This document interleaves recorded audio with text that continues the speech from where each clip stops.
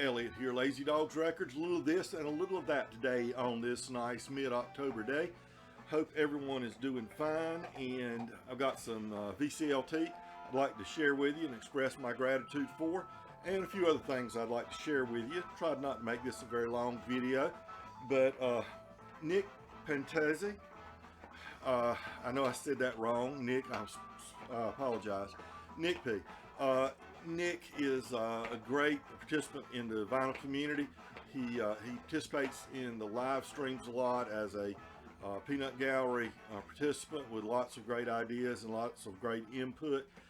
I've emailed him and got advice on equipment and things like that, and he's always been very helpful. And if he didn't know much about something, he'd say, why don't you try so-and-so or so-and-so. I don't really feel comfortable giving you my opinion. I don't know enough about it, and I appreciate that. Other times he's been able to look at something and say, you know, show me the positives about something, be it a preamp or an amp or something like that, and give me a lot of input that helps me make my decisions. I appreciate that, Nick. But Nick knows I'm a big lover of bluegrass, so he sent me 30 years of bluegrass right here. There we go, 30 years of bluegrass. And this is on Gusto Records, which had a lot of bluegrass artists and old-time country artists and things like that. And this is a 2-record set, and it's got some of the classic lineups.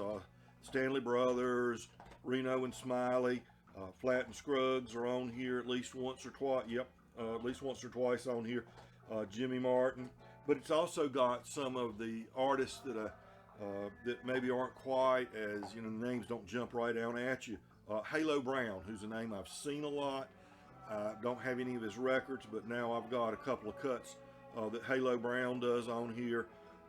Tommy Jackson does one on here. Let's see. Alan Shelton played with Stanley Brothers for years and years. He has a number on here. Red Allen, I do have one album by Red Allen. And Grandpa Jones does Old Rattler, his probably the most famous number. But the nice Gusto label had a good catalog of country and bluegrass music that they did a lot of reissues on and first issues on some stuff. And so this is kind of a compilation of some of that. So Nick P, I appreciate it so much. This will be treasured in my collection, and I have his note that he sent with it put away here, so I'll be able to look back in the years to come and remember where that came from. And you know, as you get a little older, it's hard to remember things. You say, oh, I remember that. No, you might not. So write it down, keep a record, keep your receipts, as they say. Okay, another, I guess you call it a VCLT, though this is not someone in the YouTube vinyl community, but someone on the Hoffman forums that we talk a lot in the different threads. He's into a lot of the same music I am, and he had this Norman Blake that he sent me. I bought a lot of records from him. He crate digs a lot and finds a lot of stuff. I bought several albums from him. He said this one is just a VG, maybe a VG minus, and he didn't want to sell it to anybody, but he thought if I didn't have it, I might appreciate it, and I do. I got it and cleaned it up. I'd say it's a good VG. It's a good solid VG once it's good and clean, and I appreciate that from Quakerism. Continuing with VCLT, in this case in the form of some books. I'm furthering my education, auditing classes in the Vinyl Community College. So Professor Putterman has been so gracious to gift me several books that he had on his shelf that he thought he could spare and I could appreciate, and I certainly do. His area of greatest expertise, I guess you'd say, would be James Baldwin. And upon his recommendation, I read one James Baldwin book, and he was so gracious enough to send me a couple of three more James Baldwins. The Fire Next Time, I read this one a few weeks ago. They're not real long books, but very interesting books. And the funny thing was, all his underlines and notes that he made about different passages, and I found one thing that struck me from here that he had not underlined. Now, reading his handwriting was very difficult. It was like reading, Greek or something, because he just scrabbles. But here's something that I took from this, The Fire Next Time. And it's toward the end of the book, and it says, "It is rare indeed that people give. Most people guard and keep. They suppose that it is they themselves and what they identify with themselves that they are guarding and keeping. Whereas what they are actually guarding and keeping is their system of reality and what they assume themselves to be." I found that kind of profound and made me pause and think about it a little bit. And two other Baldwins he gave me. This is the one he recommended that I read a while back, and he found a paperback copy on his shelf somewhere and sent it. This is Go Tell It on the Mountain. And another one he recommended, Giovanni's Room, which has kind of a jazz theme to it, I believe. And then he sent me two jazz books, because I was telling him I was been at the library trying to find some books about jazz, the history of jazz and things like that. So he sent me this as a 1997 book called Jazz in American Culture. And this is just up my line. I was a history major in college and taught history for a number of years, 3 decades. And it's by Burton W. Peretti, P-E-R-E-T-T-I. And it traces jazz from pre-jazz, the ragtime that came before jazz, on up to the beginning of right before the turn of the century. And it just looks at contemporary society, what was going on in jazz at the time, how it may have reflected or influenced the events in history, and how the events in history, American history, during those different time frames, framed or created the palette that jazz was created in. So I thought this was a good, interesting book. And this guy has written several other books, mostly about jazz. And this is the one I'm reading now, Johnny King, An Insider's Guide to the Understanding and Listening to Jazz. And this is not for a performing artist. This is for a listener, someone that may be a novice musician or not a musician at all. And I haven't read that much of it, just, maybe 30 or 40 pages of it, not even that, 16 pages of it. Interesting, a slow read, because there's a lot of processing that goes on trying to understand this, but this, it makes a lot of sense. In my humble knowledge and understanding of jazz, it helps to clarify and bring some things to light that I didn't understand, as far as what the construction of jazz, how artists interact with one another, things like that. So I'm looking forward to getting further and further into that book. So that's my homework in Vinyl Community College right there.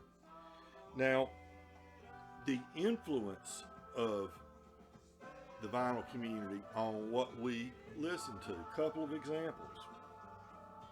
What's playing right now? Arturo Vercoli, I believe. Arturo Vercoli. I got this album after watching the Reverend Rockin' and Rollin's review of this album, and a Brazilian artist that didn't make any other albums out. This went into commercial advertising or something like that afterwards, because this didn't sell well. There he is, I guess. Didn't sell well at the time. And this was a reissue from 2016, and I ordered it new, sealed new, from Discogs, from brick and mortar on Discogs. And it's playing now. I've listened to it a couple of times. It's very interesting. It's more like ambiance music to me, because I don't understand the language. So it's just more like sounds to me than it is, you know, trying to absorb the lyrics or anything like that. But I like it. It's an interesting album. I'm glad I got it. I'm glad I listened to the Rev. You know. Okay. And another example.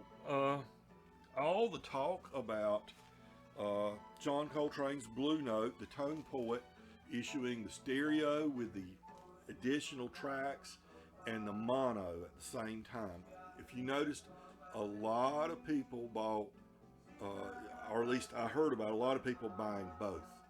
They bought the stereo with the additional tracks, and they bought the mono, so that, you know, because they couldn't decide which one they wanted, or they wanted to have both.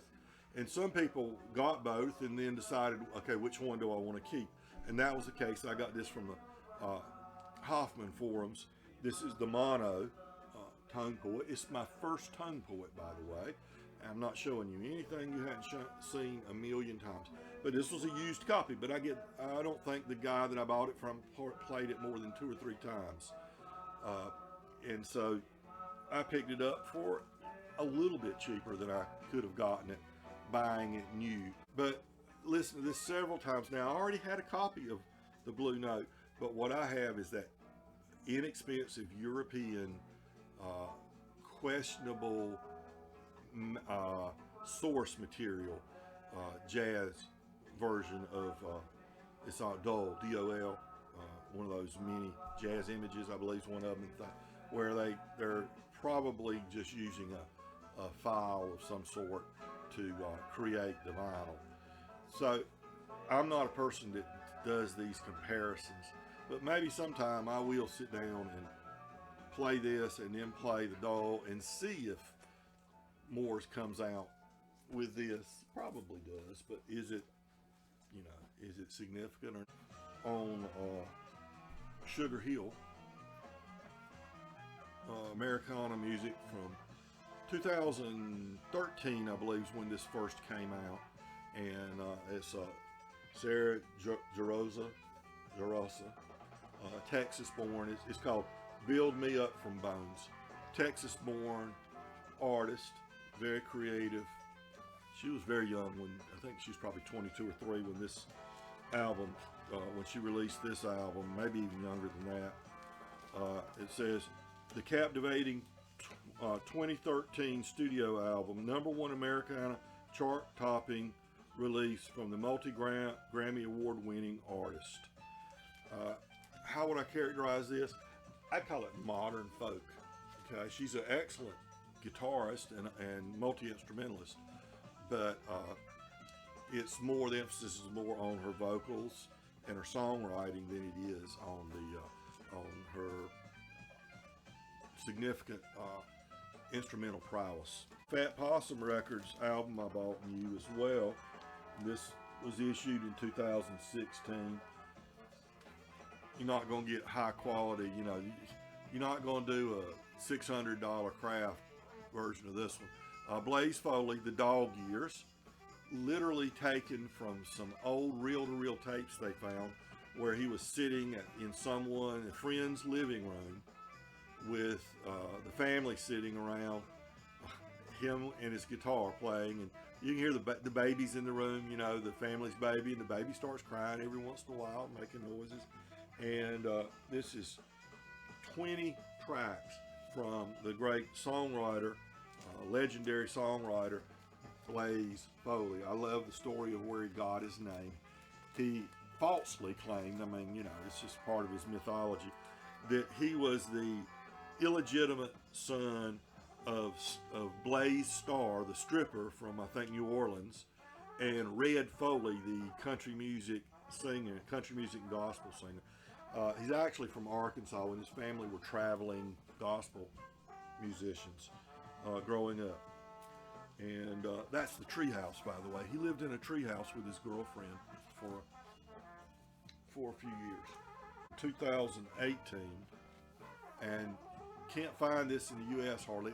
One U.S. copy, and I got it at a reasonable price. Everything else is over in Europe. The Bobby Gentry live at BBC. She had a television show on BBC Two, I believe it was called, for a couple of years. I think she did maybe 12, maybe 18 episodes of the show. But just, I love everything Bobby Gentry. And so I felt like I had to have that. And I'm so glad I did. So glad. Of course, she does Ode to Billy Joe on here, but it's more about the other tracks that really make this one special. Because if I'm going to listen to Ode to Billy Joe, I'm going to go get the original album to listen to that. 2-record set.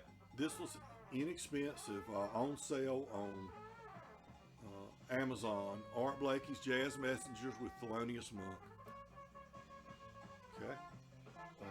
Atlantic Records. I don't know what else I can tell you about it. Let's see. 180 gram. That is important to you.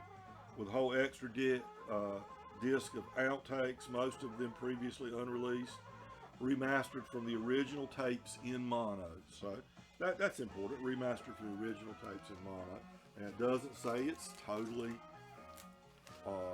analog. There may be some digital processing involved in getting it up to snuff for release. Now, I hadn't been to a physical store crate digging in a long time. I've been in a couple of record stores and record shows, but I haven't been, in a junk shop somewhere where somebody's bought estates and has, boxes of records stashed away.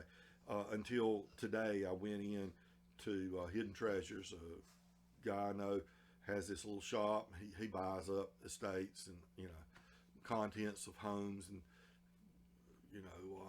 all kinds of stuff, whatever way he can get things. A few boxes of records that he had recently acquired, and, not much of any consequence, but he had this record. And of course, he had this set over where, records that were not the, $2, $3, $4 records, but, stuff that he felt was worth a little bit more. And this is worth a little more. The Stax record there. It's not in the greatest shape, but I think I can clean it up. But you never know when you get it cleaned up. It could sound great, or I don't think it's going to have any skips in it. That aspect looked fine, but it might sound like popcorn popping. You just don't know. Even when you clean them good, if it's got groove damage, you can't fix it. So you're taking a chance. But I ended up. We put this one aside. I said I probably want this one. We'll see what we can do. And then I found this one. The great steel guitarist from the Bob Wills band.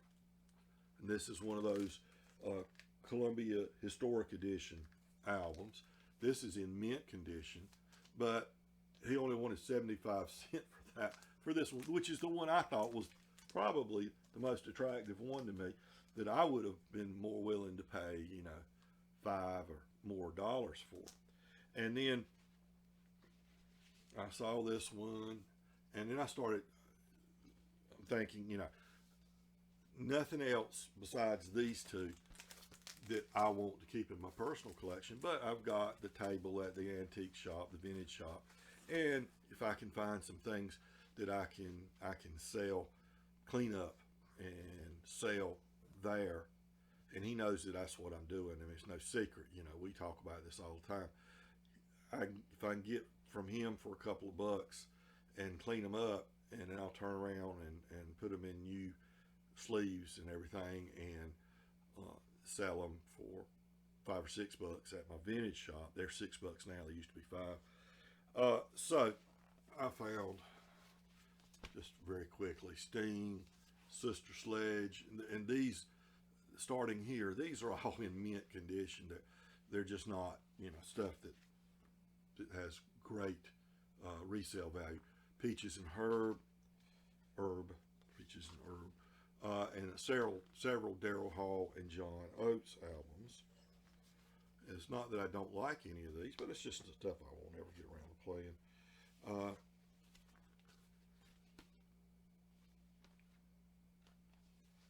And A Taste of Honey. So those are, you know, like 6 or 7. 1, 2, 3, 4, 5, 6, 7 records that I can turn around and clean up and resell. So we made a little deal. It worked out all right. I ended up giving them $30 for 9 records, 2 of which I'll keep, and 7 of which I'll resell. The last thing I'll close with is, when people find out you collect records, people will oftentimes want to give you their records. And my advice to you is to, if there are people saying, no, if you just come get them, you can have them, always do that, even though you know most, if not all of them, are going to be stuff that you can't really use. Either you don't want, or you can't turn around and trade them or flip them or whatever with somebody later. Just take them, go through them. You may end up putting them all in the dumpster, or you may end up thinking of somebody you know that might want them, or you may be able to, do something else with them. But you never know when that gem's going to be in there. And if you turn people down like that, a lady brought stuff to the vintage shop and left it and said, ask Elliot if he wants these. And the lady that runs the shop said, well, just leave them there, and when he comes by, I'll tell him to take a look at them. And she says, if he doesn't want them, he just throw them away. And there wasn't much of anything in there. There was probably 40 records. But there was 3 records that were in good shape. Most of them were children's records, but they were in really bad shape. I know there's some value to those children's records, but they were in really bad shape. So they weren't really worth anything. She had been she was actually my daughter's kindergarten teacher. But there were 3 records that obviously were her and her husband's, and they were in good shape. And so I kept those, and I tossed the rest. I put them in the dumpster.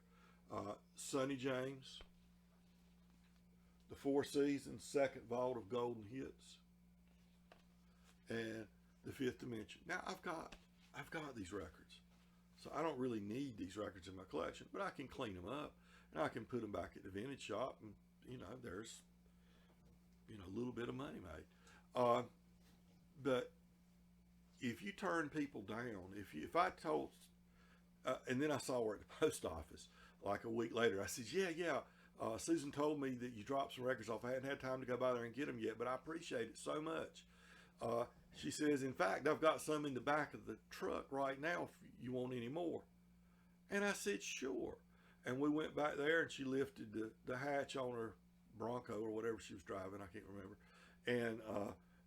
And there was another 40 or 50 records. And I said, thank you so much. And I took them, and I put them back in my car. And I finally went through them, and there wasn't anything salvageable among them. But I gave them a look, and I threw them away. But if I turned her down and said, no, I don't want them, you know what's going to happen is people will say, well, Elliot Cruz, he collects records. Before you throw them away, you ought to check with him and see if he wants them. Then that person's going to say, oh, no, I tried to get him to take some of my records. He didn't want them. He doesn't want records. He's real particular about what he gives. But now, if that same conversation takes place, this person is going to say, yeah, he took, I brought him some records. He wanted them, yeah. And you never know when there's just going to be something you really, really want, or a really, really nice collection that you can really use is there. So anyway, I've rambled on a lot on this and that. I'm going to have to edit this sucker down a little bit. This is going to be way too long. So everybody, remember, be kind to your neighbors, because we're all neighbors.